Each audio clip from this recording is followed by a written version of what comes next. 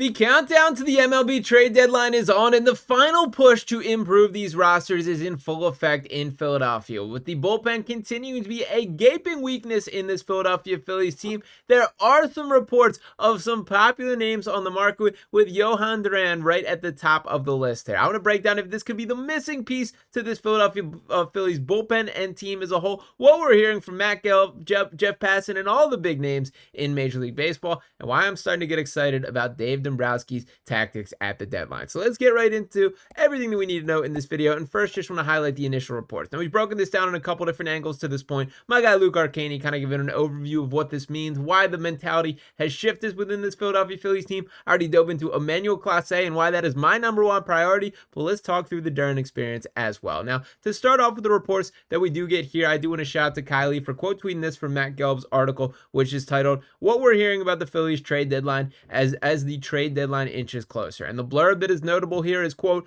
"The Phillies for now sound more willing to trade bigger prospect chips for controllable big leaguers, especially a shutdown late inning reliever. The Phillies have a top heavy farm system. Major League sources said initial indications are the Phillies want to shop this July in a more expensive aisle than the rental one. They have the prospects to do it." Now, this is music to my ears, as I've been maddened by this sort of dragging of the feet from Dave Dombrowski to this point. Is he has been unwilling to commit to we're all in to win right now. He has kept this next window open. They've handled Andrew Painter with kid gloves. They've been very tentative on the pathway they've put. Guys like Justin Crawford still have not made his MLB debut. That they've been very calculated and careful in all of this. And my question circles back to why. That we have limited time with each of these guys. Kyle Schwarber, a free agent at the end of the season. Zack Wheeler could not be more open about he's walking away in 2 years. Bryce Harper has battled injuries these past couple seasons and has finally shown some life for this year. The time to act is now. This is a good baseball team, and you have to complete it, and it does sound like that is the direction that his mind is heading. Now, to continue on with this report, another notable sign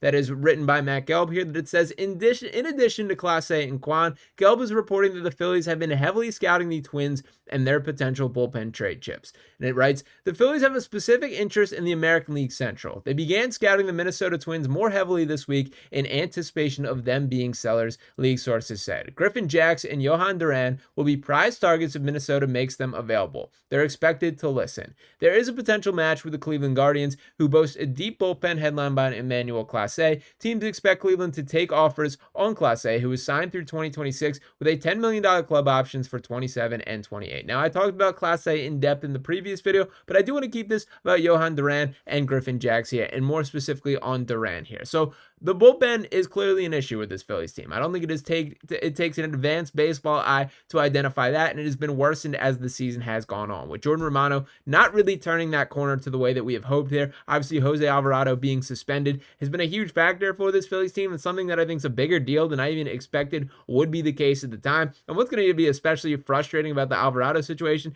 is he's going to come back for the last handful of games of the season, and then he's off the table again. I mean, the Phillies might as well utilize him, burn some innings, and get whatever you can get out of him, but it is going to kind of change the calculation to the point. All of this circles back to the topic of you need a guy. You need a top-end, high-leverage inning reliever that can take those moments, and Jhoan Duran is every bit of that. Now, to dive into what he brings to the table as a baseball player, he's having a career-best season. The 27-year-old, across the 42 games that he has pitched in, a .625 win-loss percentage there. He's pitched 41.1 innings, has struck out 45 across that there, allowed just 29 hits on the season, has yet to give up a home run. That comes out to 6.3 hits per 9 innings there, a 1.52 ERA, a 1.089 whip, that you can make a very legitimate case that he's been the best reliever in baseball this year, and that sort of may be why that they are trying to cash out and get the best return possible. Now, if you are making a move to this magnitude, you're going to have to dig into the prospects pretty deep here, that there is no ifs, ands, or buts about this, but I'm willing to do this at Dave Dombrowski. Now, this is not saying that I'm ready to one-for-one flip Andrew Painter for Jhoan Duran here, but if we are talking a little bit below that, is Justin Crawford untouchable? Is Aiden Miller untouchable? I don't think so. It's the answer to either of those in mine, and again, it is the constant give and take of what specifically are you giving back, but I think it is time to cash in these chips and commit to this Phillies team being capable of winning now. So let's talk a little bit more about this. Now, we've seen plenty of names pop to the surface. And for the record here, that the Phillies are showing interest in names like Griffin, Jhoan Duran, and Emmanuel Clase ahead of the trade deadline. There's a lot of names that are being attached that I did want to pull up this full article here for all the names. And Jeff Passan tweets out, he says, new and free at ESPN, the top 50 trade candidates in the MLB and where they would be the best fit. So this is not exactly intel, but the names that are mentioned and linked to the Phillies just in this article here, we got Jhoan Duran out there in Boston, Cedric Mullins, who I love, Luis Robert, who Taylor Ward, I like, Adolis Garcia would be very cool with, and that would be electric here in Philadelphia. And then from the pitching perspective, Jhoan Duran, Emmanuel Clase, Felix Bautista, Pete Fairbanks, Aroldis Chapman would be unbelievable, although he is getting old at this stage in the game, and Ryan Helsley, who we've talked quite a bit about as well. The point being, there's a lot of names circling around this, but I do think Duran is the name that is at the top of everyone's list. I will be honest, sitting here right now, he does feel a little bit like a Dodger to me, that I think if they are taking a swing, if Los Angeles is getting in the same mix, that's something that makes a bit more sense. I am a bit partial to Clase here, and the reason that I say this is we've got a several-year sample size of Emmanuel Clase being one of the best relief pitchers in Major League Baseball. While Duran is strong, he's good. I did want to pull up his full stats here for reference of what I'm talking about. Now, relievers are weird, and for the large part, that Duran's been very good since he got to Major League Baseball. That looking at his ERA as a whole, a 2.39 overall, that he's pitched in 216 games there, 225.2 innings, has allowed just 173 hits and 60 earned runs across that time. Cannot complain about that whatsoever. By the way, has struck out 284 across this time. And to just look at the ERA, which does not tell the full story here, he went from 1.86 in his rookie season back in 2022 to 2.45 in 2023 to 3.64 last year in 58 games pitched, and then back down to 1.52.